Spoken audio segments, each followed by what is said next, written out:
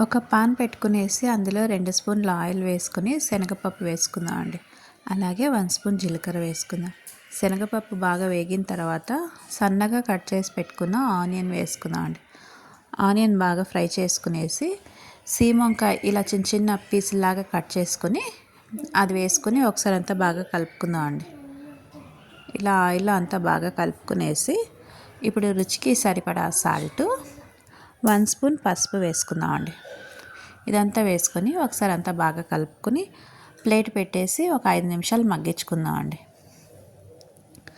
చూడండి 5 నిమిషాల తర్వాత సీమ వంకాయలో వాటర్ అంతా బాగా వస్తుంది కదా. ఇప్పుడు ఒకసారి అంతా బాగా కలుపుకుందాం. ఇలా కలుపుకునేసి మళ్ళీ మూత పెట్టేసి ఇంకో 5 నిమిషాలు మగ్గించుకుందాం అండి. ఇలా మధ్య మధ్యలో మనం కలుపుకుంటూ ఉండాలి.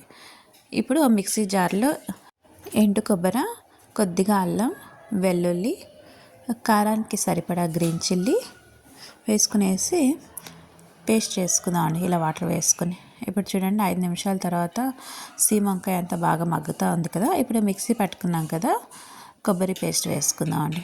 ఇలా అంతా ఒకసారి బాగా కలుపుకునేసి వాటర్ వేయకోకుండా ఒక 5 నిమిషాలు మూత పెట్టేసి మగ్గించుకుందాం అండి.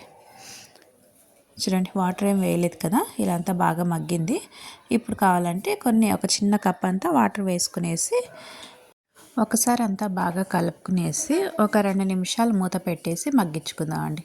చూడండి 2 నిమిషాల తర్వాత బాగా ఉడికినట్టుంది కదా. ఒకసారి అంతా బాగా కలుపుకుందాం. ఇప్పుడు ధనియా పొడి 1 స్పూన్ గరం మసాలా వేసుకుని ఒకసారి అంతా బాగా కలుపుకుందాం అండి. ఇలా కలుపుకునేసి ఇంకొక 2 మినిట్స్ అంతా మూత పెట్టేసి మగ్గించుకుందాం. చూడండి సీమ వంకాయ అంతా బాగా మగ్గింది కదా. ఒకసారి అంతా బాగా కలుపుకునేసి కొత్తిమీర వేసుకునేసి ఇంకా సర్వ్ చేసుకుందాం అండి. ఇలా కొత్తిమీర చల్లుకునేసి అంతా ఒకసారి బాగా కలుపుకుందాం అండి. ఇంకా స్టవ్ ఆపేద్దాం చాలు. ఇలా ఎండు కొబ్బరి, పచ్చిమిర్చి, కారం వేసేసి సీమ వంకాయ కర్రీ చేసుకుంటే చాలా బాగుంటుందండి. ఇది చపాతీకి, మన వైట్ రైస్కి, జొన్న రొట్టెకి, దేనికైనా చాలా బాగా ఉంటుందండి కాంబినేషన్.